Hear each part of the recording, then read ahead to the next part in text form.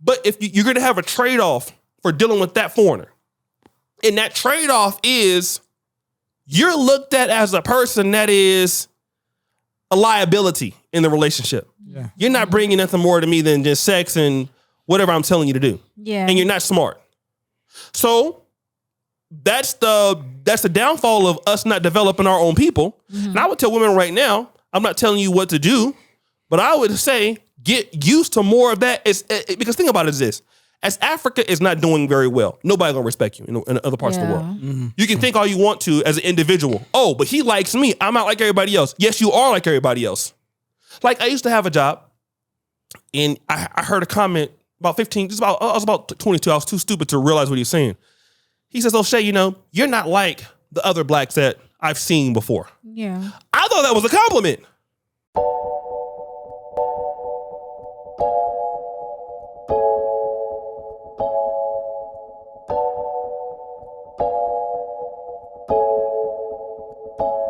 It's a rainy, sunny day in Kampala, Uganda. Welcome to the Repart Podcast. My name is Janita Maya, and I am joined by this handsome gentleman on my right. Please introduce yourselves. Beat. Yeah, my name is Arthur Brand, content creator from Uganda. And nice to be here on the podcast. Okay. O'Shea Duke Jackson, back at it again. Guys, I want to thank you so much for last month. We had a breakout month because of your support. Thank you for making this podcast available for us to keep growing. And Yeah. I'm from Cali. Let's get into it. Thank you so much. Now, I was passing time on TikTok and I came across this video by President Tushabomwe. Watch this clip with us and react to it with us. How many of you, for those of you who are married to your Zungu men, who are married to Zungu men, who are living with them, who are dating them, but most especially those of you who are married to these Zungu men and they took you to their country, how many of you have these men told, some of you, I'm sure some of your men tell you this, especially during a disagreement or argument, and they hit you with, this is not Uganda, this is not Nigeria, this is not Ghana, this is not Kenya. My question is, how do you feel after that statement? For those of you that don't know, there's a reason why these men tell you that. There's a reason why your Zungu husband tells you this is not South Africa, this is not Ghana, this is not Uganda, this is not Kenya, or this is not Sudan. There's a reason they tell you this. Most of these men know where they got you from. So that is often a polite reminder of, I know where I got you from, of I saved you, of please shut up. Okay, that's it coming from her. Just to give a brief about what she's talking about, Mzungu is a slang that East Africans use to mean a white person. So she's basically saying that when these African women get with these white men, the white men are telling them, why don't you go back to your country, or something like, this is not Africa, this is not Uganda, or this is not Sudan, or this is not your home country. And if you can see the comment section in this clip, you can see that there's so many ladies agreeing with her. I'm just going to read the comments before I let you gentlemen react to it. So one girl says, he told me, why am I complaining? I'm just an African. That was the end of us. Another girl was saying, you've forgotten something. They say you couldn't have been here if it weren't for me. Mm-hmm. And another girl was saying, a guy jokingly called me a cheeky monkey, told me you'll never be clever than me. She dumped him 3 months later. White girl. Then someone was saying, I was once on Facebook Live and this white British man told his Kenyan wife, I will take you back to Africa. The last one, I thought I'm not minding my business, but sometimes it's the subtle, I'll deport you back to misery, in brackets, Africa. So yeah, our African girls out there are suffering. They're being told they'll be deported back by white men who married them and took them to their country, by the way. So guys, what do you think about this? Okay. Can I go first? Yeah, sure. Okay. Brian. So, what she's saying makes sense. Because, first of all, these guys who say that, I feel like these ladies whom they got married to, I feel like it's more of a hostage situation. It's like they are doing. I feel like the guy is doing them a favor. So this guy thinks he's doing a favor to the lady. Yet they actually got married, and I mean they both came in. They both agreed to what? To go and live in that country, to leave Africa to go and live in that country. So by the time by the time a dude starts saying that, I think it's more of a, I'm just helping you, you know. You know, you're just here for just any time now when I I can easily what? Chase Send you out. back. Yeah. So it's more of a hostage situation, and I wouldn't advise on a lady. If I'm a lady and a guy tells me that, I just know it's just I'll send a red you back flag. home. Yeah, it's a red flag. Totally. So I just want to talk about problems in relationships that generally happen. People argue, things like this. But after listening to what these young ladies are saying, I've learned some things living here in Kampala that I did not know. And that is how much pressure young women have. Yeah. So I thought that it was just like men that were supposed to go to the major cities and send money back. But I'm also seeing that women have that pressure too. Yeah. So the family is looking, if the family is from the village or someplace in a different, Arua somewhere, you're in college, you're supposed to make it, take care of your sister, your brother, things like that. So then that produces a level of stress for these young women in Africa. And so when they have opportunity to meet somebody that's a foreigner, albeit Zungu, white person, so they've been told like that this white guy is the end all be all. Because one thing about white people is when you see a white person, you see the group. So when you see a person from Britain, you think of Britain. I think it's a little bit different from other foreigners, but when you see white people, you see their success as a group, not their failures. Yeah. So with that being the case, interacting with these guys, typically the guy is older. He's much older than them. And you can also feel like the woman is in her prime and he would not be able to get a white woman like that in his own country. True. So that white person here in Uganda is bigger than he is in Britain, or he's bigger than he is in let's say Germany or in America. Here, his value is much more. He can never get a white woman like that in his own country. So now he's in a new place where the woman is super beautiful or younger, and much more submissive for a woman in his own country that he can earn. Because, in the West, if you're with a young woman like that, it's looked up as very bad. Yeah. Okay? So it's like predatory. Here it's okay in age difference. Yeah. Now, with that being the case, you would suspect that this woman doesn't know much because she's, not because of her youth, but because she's from Africa. Yeah. So you're from Africa, so that means you're stupid. So... And I see how you guys live there. I'm talking about from the point of view of the white person, right? The Zungu. Okay. I see how you live. I see how you matriculate. I see how you do things. And in a way, I think a lot of foreigners look at what you see here as very analog or antiquated. It's the old way of doing it. It doesn't work. So now when you start to have a disagreement, and let's say, for example, if the woman has a good point, because women are smart anywhere in the world. And if a man is making a mistake, a woman going to come and talk to you about the facts. Okay, you have skid marks on your drawers or something like that.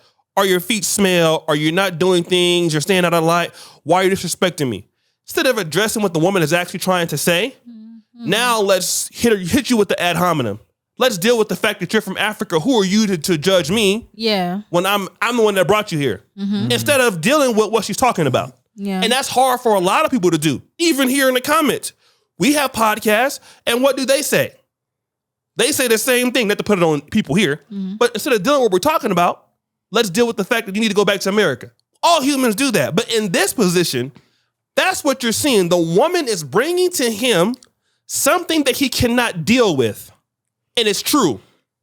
So rather for him dealing with what's true, go back to Africa. Who are you to talk to me about that? Yeah. When I'm the one that did X, Y, and Z for you. So now then it puts the lady in a real shit moment because, oh my God, now I'm really seeing that this white person who I felt loved me equally doesn't respect me. He'll sleep with me. He'll give me babies, but he don't have no respect for me. And now you're figuring out that he never had no respect for you. That's just what it is. People can be nice to you, not respect you. And a lot of ladies are starting to see like going over to white folks or your other people. It's different. It's better to suffer, not all the time. Like, I know you have bills and stuff, right? But if you're going to have a trade-off for dealing with that foreigner, and that trade-off is you're looked at as a person that is a liability in the relationship. Yeah. You're not bringing nothing more to me than just sex and whatever I'm telling you to do. Yeah. And you're not smart. So that's the downfall of us not developing our own people. And I would tell women right now, I'm not telling you what to do, but I would say get used to more of that. Because think about it as this. As Africa is not doing very well, nobody gonna respect you in other parts of the world. You can think all you want to as an individual. Oh, but he likes me. I'm not like everybody else. Yes, you are like everybody else. Like I used to have a job and I heard a comment about 15, I was about 22. I was too stupid to realize what he was saying. He says, O'Shea, you're not like the other blacks that I've seen before. Yeah. I thought that was a compliment. But now I understand that was backhanded. Because all you got to do is make the guy upset. And what is he going to say? Do you like your people? You're ghetto. So then you want to slap the guy, right? But that's how they feel when where you're from is not respected. Yeah. They look at all blacks as the group. We look at them as the group. But our group is, to them, not productive. You're failing. You don't know what you're talking about. Yeah. And your continent is worthless. But we don't want to deal with that's how they feel. If you don't believe me, go let him take you to his parents' house and you're the only black person there. How do they feel about you? You're the dark spot in the family. Their kids are going to look different because of you. You think somebody likes that? Nobody likes that. Well, you do hit on some interesting points because I hadn't seen it from that point of view. Well, the last point of giving us the perspective of the white person. But yeah, it makes sense in a sense. But just to piggyback on what you were saying, I think at the bottom of everything, I feel like some of these white men are already racist. And then when they get here, it's like, when they get here, it's like, oh, you know what? Oh, I'm not racist. I have a black wife, So it's just like, then they end up with a black wife and then they just find out, no, they're actually racist. So them getting with a black person didn't make them not racist. And then they just find that out. And they make backhanded comments like you said, oh, you're just like your people. Or I've never seen someone like you, or you're so different from the rest, or something like that. And girls fall for this, unfortunately. They fall, it's like, oh yeah, I'm not like my... You know what? I had a man... there was a man who told me something. He said, You had a man? No, I didn't have a man. Story time music! Sorry. This man told me, oh, try your best not to be like the Ugandan girls. And at that time, I thought it was a compliment. I was feeling myself. I'm like, oh yeah, I'm not going to be like the Ugandan girls. I'm not going to do this. I'm not going to do that. But in the end, I just ended up being one of the Ugandan girls because, yeah. But what I'm trying to say is... oh no, don't overthink it. What I'm trying to say is sometimes that happens. My other point was, I think to some of these white men, it's a fetish. They come here with a fetish of getting with a black woman. Like you said, in Poland, the black girls will tell you, oh, when they're on the dating app, the white men are telling them, oh, I've never been with a black girl. It's my first time to be with a black girl. And then they're experimenting or they're exploring. And then I feel like in that exploration, they end up getting married and they end up having kids. And then what if the fetish disappears? Then they're seeing you for who you are. They never wanted you. They just wanted the idea of being with someone of your color or your type or your race and something like that. Yeah, I don't think it's by the time I don't think it's even true love at the end of the day, because if you really love somebody, you wouldn't be always bring that up out there, I did this for you. I did this for you. So at the end of the day, I believe most of these remarks come from people who are not truly in love, or maybe the guy just came to pick someone and after if he felt satisfied and he ends ate up, what he ate. He ate what he, exactly. Yeah, but to also it's also like a power dynamic. It's a power dynamic because most of these girls they get are like the girls are not like the typical looking girl, you know? It's like, no offense. Ooh. Like, I get what you're saying. Like, you get it? very skinny. Yes. Very dark. Yeah.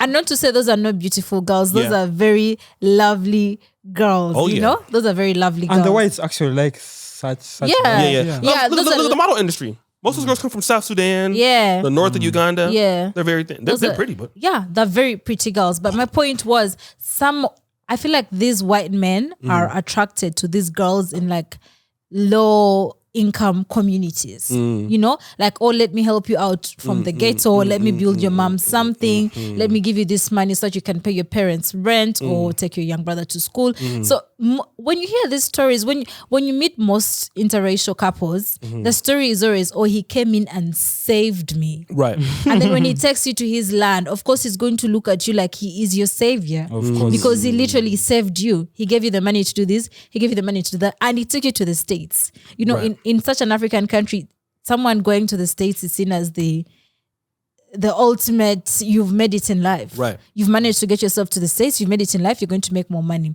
So when a white person does that for you as a girl, and then he sees that, oh, if I can help your family get out of the ghetto, and I've helped you get out of the ghetto, I've taken you to the States. So of course he's going to look at you like he's your savior. So that's why I feel like the savior mentality. Yeah, comes in, you know. So What do you think, Brian? at the end of the day. So if we are in of course, you're in the era of women emancipation. Yeah. So instead of you women looking at these guys to come and save you, why don't you try and make something for yourself and make yourself quite valuable, more valuable? Okay, Wow, Brian. you get like what I'm trying to say is, I got a good point. you know, got a good this point. guy is rescuing you, Kwegamba. What if you developed yourself and maybe brought something, let's say, to the table? Perhaps the reason as to why he makes those remarks is because you have nothing to offer. Like this is like Oshe said. Besides sex, there's nothing else that you're offering. Yeah. But if you have something that you fall back on, like if you have like your own money, if you have your own what, you can also stand there. Even if he makes his remarks, you can, hey, you have somewhere to fall back. But most of these ladies end up absorbing all this stress and stuff because they know at the end of the day, like you said, the white man has come to save me. So however much he threatens me, so long as I'm benefiting from him, I would stay in the relationship and face whatever just for the sake of survival. that. So yeah, maybe that's another. Before Oshe say something, our manager in the background was writing down something. She said they're making money with these girls. So let me just say, like, also, as men, you know, when we can say things that are unnecessary to women. I mean, I went through my journey, but that's just dealing in relationships in general.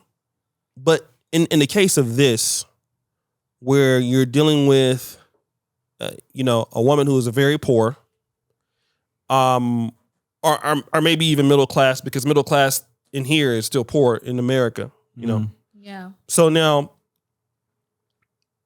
how do you expect somebody to have any respect for you? And then it comes to the mentality of, let's not even deal how the foreigner feels. Let's deal about how the Africans feel about themselves. Because the Africans felt differently about themselves than the white person, however he felt, wouldn't really matter. That's the issue. Yeah. And in this podcast, I believe that in the black world, 99% of the problems that we face, this is just a hypothesis. It could be as much smaller, but we can solve it overnight.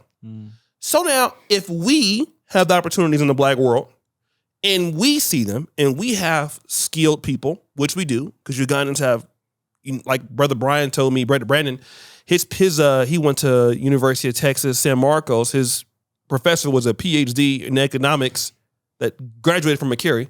So we have the people. So then, if your women are suffering, how can we reduce that?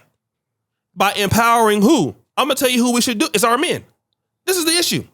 Once your men are out of the equation, which they are here, and I'm sorry, I need to start. We need to start like a men's organization in Uganda. Yeah. These men, you see it all the time. I know it was a country where, women couldn't eat chicken in Uganda and things like that. But the men are completely out of being able to do something for the women. Yeah. So how is that person going to compete with somebody that comes from, the credit system like mine? Yeah. You come here, you already have American Express cards, you already have the dollars. It's going to be hard for the guy to compete against somebody like myself. I'm just saying in general, right? So the white guy is not going to try to empower the African guy to compete with him. He's not going to do that.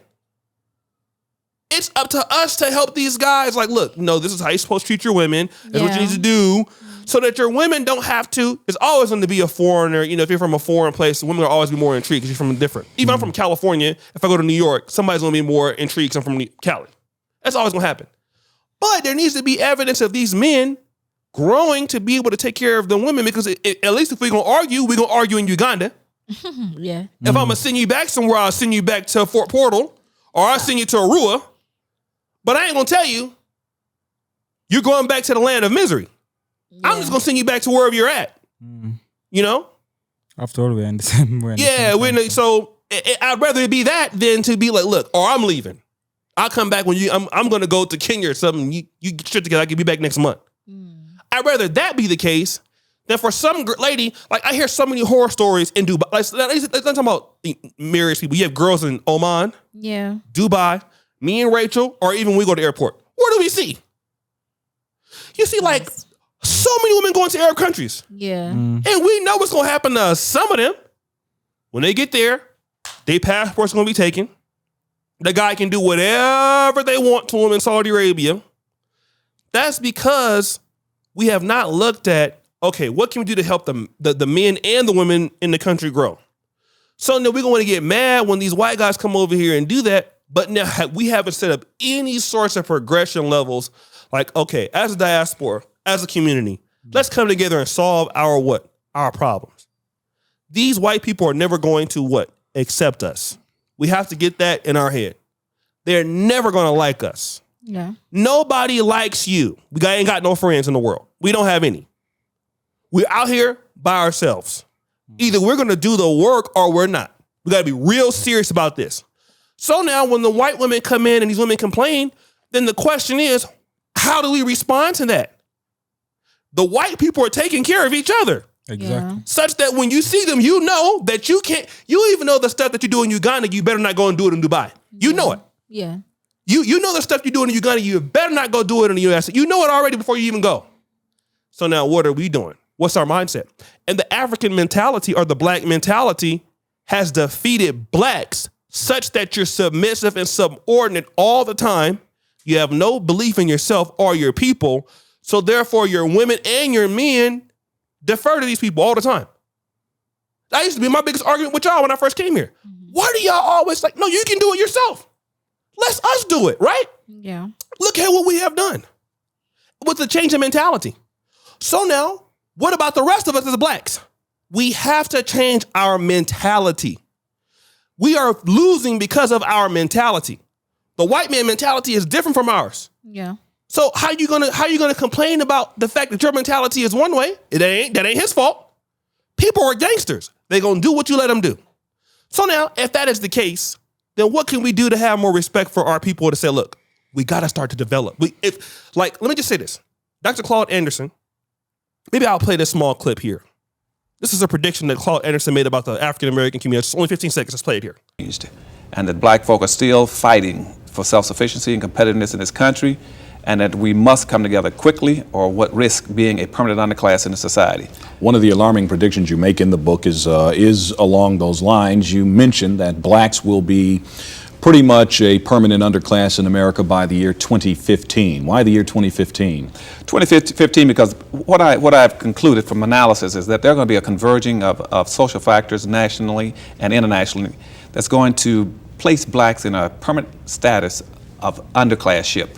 And we anticipate by that point in time, based on all the research that's coming to us, that the next generation of whites are going to be more anti-black than they've been since the civil rights movement.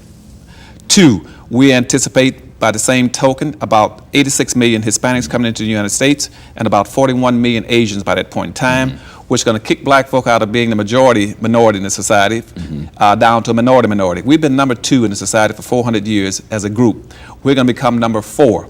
And if we have not gotten anything after being number 2 for 400 years, you guess what's going to happen when we become number 4.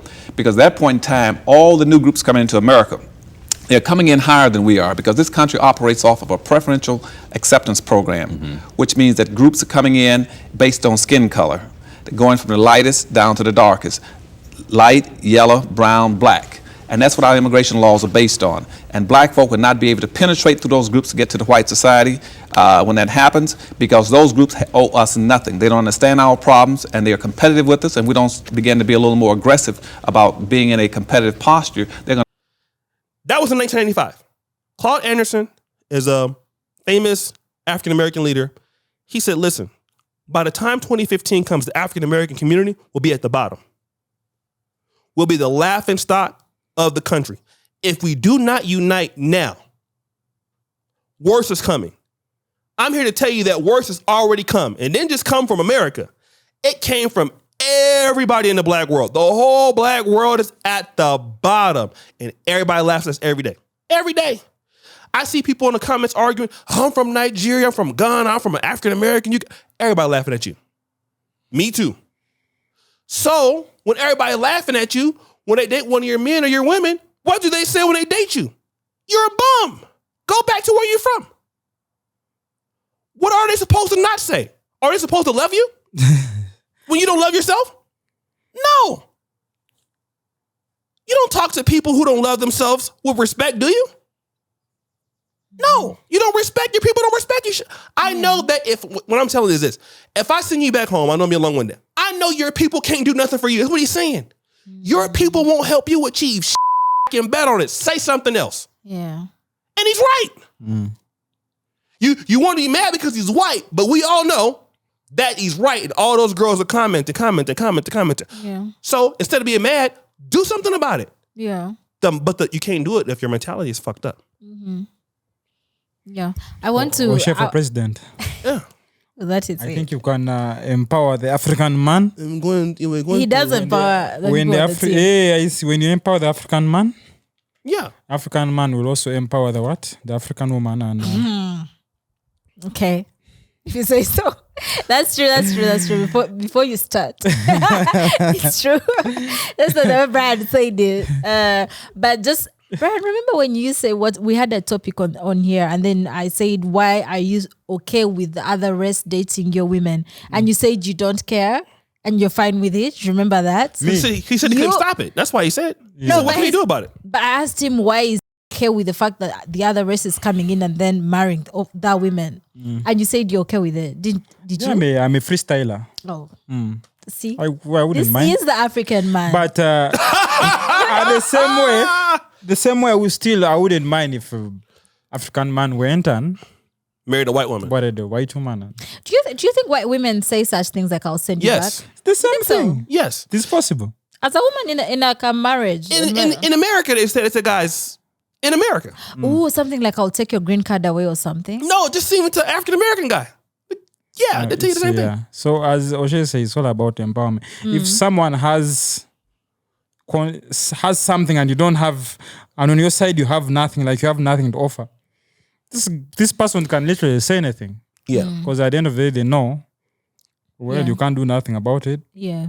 Yeah. So Well, we wait for the African man to be empowered. I feel like if you're a woman watching this, you need to empower yourself as the African man is being developed and being built and being empowered. Look at yourself. by a good leader. Yeah, but you also, as a woman, you also have to empower yourself, because I feel like most girls go to these men for the money. That's just the honest truth. That's It's the money. It's the easy way out. They see an easy way out of that for the lifestyle that they're living. Yeah. They see, I can get more money. I can get my parents out of this. You can also get biracial children. I've never understood that concept. But women like having light skin off. I've had friends who have said such things, and I'm just like, that's so dumb. Like, why? Like a light skinned baby? Yes. Yeah, that is choice. Yes. But let me just say this about this though. I know Ada Bryan is a freestyler. But I want to push back on that mentality because I think that mentality doesn't work if you need to compete. I think that when the Chinese man and you look at the people who rule the world, the Indians, there's not many freestylers there. Brian.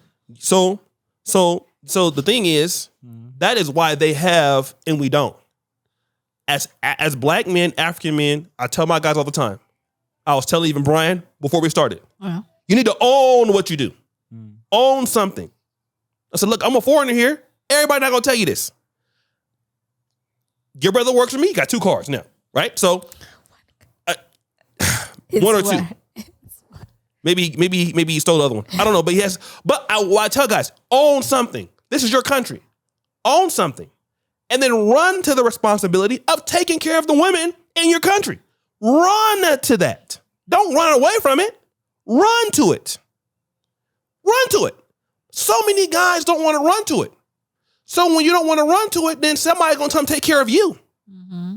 So if you come into a country and the men are laxed, the men are, okay, you're laxed, you're not serious. Laid back. We are democratic. You're docile. I forgot things like that.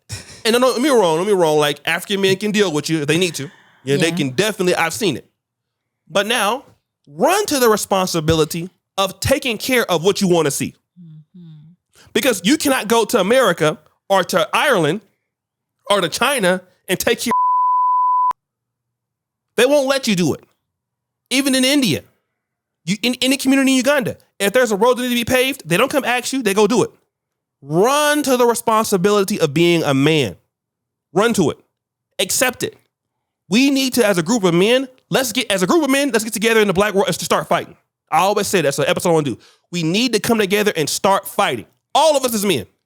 We need to fight. Ugandans, Kenyans, Nigerians, African Americans, let's all get in the room and we argue. We fight it out. Then after that, okay, now that we got that out the way, let's get to the development. Yeah. I done called you every name in the book. You didn't call me all kind of gorillas or whatever you want to call. Let's get to that first. Mm-hmm. Okay? We will get there. We will war, talk about your people, whatever, but we keep it in-house. Then we start developing. Let's get all our problems out there.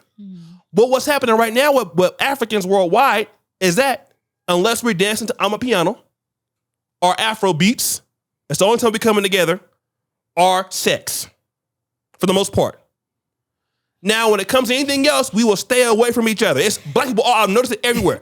Anything serious, we will stay away from each other. Mm-hmm. We don't trust each other. Okay? Let's get to the fighting now. The faster, the better. That's you need to true. go there, start fighting and arguing. All the problems we have in the black world, we don't like you people. I hate you people. You people are thieves. You're crooks. You're scammers. You people, you're violent. Let's get to that first. But what you're seeing now is the men are over here, the men are over there. We're not getting no development now. Instead of when we want to get together and go to blankets and wines or parties or whatever we want to do in the black world, the Afrochella, then we gang. We come together, have sex, and leave. Mm-hmm. Now, when it comes to taking care of your people, and you don't even own that. Most of those big concerts that come, ain't even Africans own that. Yeah. Hello, I'll be quiet on that. But what I'm saying is, African men, we got a black men in the world. Let's run to the responsibility of that. Mm-hmm. And let's fight it out. Once we do that, then we can compete with this white man. Mm. But we can't do it if you over there, I'm over here. Yeah. Let's come together, at least start arguing first. Mm-hmm. Mm. Yeah, because at least we argue, at least we tight. You talking. Mm-hmm. Yeah. Eventually we'll stop arguing. Yeah. I feel like that's a nice way to end the episode. But Brian, do you have anything you'd like to say? I would concur with what my brother here is trying to say. Mm-hmm. Yeah, so the problem is much bigger than as what we just see. Mm-hmm. Yeah, it is all about us coming together as Africans and finding a way how we can solve the problem. Yeah. Otherwise, once we don't do anything about it, we are going to keep hearing such stories, and people will comment like you say, like you read the comments. Like you keep complaining, people will come up with experiences. Stand up. Yep. Yeah, so it's just a recurring thing that will happen like every day. So we need like a solution, like a long-term solution, and this is where my brother comes in. Yeah. Yeah. So Africans, we can do better. Look at you. president. I need to, now when I'm addressing my fellow African people, I need African to, men. Listen. Yeah. But yeah, just to close this out, I feel like as a girl, before you Oh, lay up- your girl. No, oh God forbid. Yeah. Don't Get cut, out the friend zone. don't cut it out. Going to get out of the Guys, friend zone, my Brian brother. is my brother. I No, look no, at no, him no. like Husband. a big brother. Husband. I say it as a girl, not as your Husband. girl. As my I'm girl. your sister. Husband. I'm just saying. Do you do such? Me As and her. girls, before you lay up with the colonizers, I'm sorry to use that term because not all white people are bad people. Some are actually good people. But before you lay up, before you think that's your way out, first I feel like explore all the other options. Do not just run and think there's no shortcut in life. You'll pay, not like you're going to suffer with every white man, but I'm just trying to say it's not all roses over there. You know, the grass is not all greener. You may go there thinking, oh, you're gonna be living your best soft life, princess life, and then you get there and it's the Things are emotional abuse is too much. They're calling you a monkey, they're saying go back to your land, go back to Africa. You're already there, you have no means, you have no source of income, you have babies, there's nothing you can do for yourself. So Yeah. I hope that before you jump to the other side, you secure something for yourself on the other side. Yeah. But yeah, guys, to the point where they can find you. Yeah, Outer Brand, all social media platforms, Instagram, TikTok, YouTube. Just go type OUTA Brand. You'll check out my content and yeah. Last thing I want to say, the grass is greener. Where you water it. Yes, where you water it. Yeah. And all the time is where you from. You know? So I got lucky in my case, but I came back to my mother continent. But hey, I was gonna be real. Ain't nobody else gonna accept me like they accepted me in Africa. So I know us, we are very welcoming, by the way. yeah. But you know, like I'm also black, so it helps me to be where my ancestors came from. Yeah. So I'm still watering the grass, and you're gonna make your life life is hard. It is. You're gonna have to work. And working with Negroes is difficult. And nobody said that's gonna be easy. Yeah. Working with black people is difficult everywhere in the world. But that's your only fighting chance to have something. Is to do it with your people. And in this podcast, it's hard. It's hard even to do this podcast today. You see that goddamn road out there? It's hard. Everything's hard. Yeah. But you can't have no excuses. Yeah. So once you get to that mindset that I'm going to make it work no matter what, then we're gonna have to start having something. What the whites did in Europe when it was cold. Hey, we have to deal with what we got. Let's fight it out. Bring your people together and just start. If you got to bring African Americans and Nigerian Americans and roast each other out for a month in a room, do that. It's good that you're talking. I'm glad to be there. Okay. Now after that, okay. Okay, we got the whole thing out the way. You put the boxing gloves on for some people. Okay, now you didn't beat each other up. Yeah. Let's get to The fighting. Yeah. Get out of the way. get out the way. Tell the boy they can find you, Oshay. Don't message me, but at O'Shea do. And if you have any stories you want to share with us, email us at teamkenganda@gmail.com and follow us on all our social media platforms at Kenganda Nation. Follow me, Janita Maya. Also, I do consultations on the side. So if you're coming to the country, if you're visiting or if you want to relocate, hit me up. We'll see you guys next time. Bye.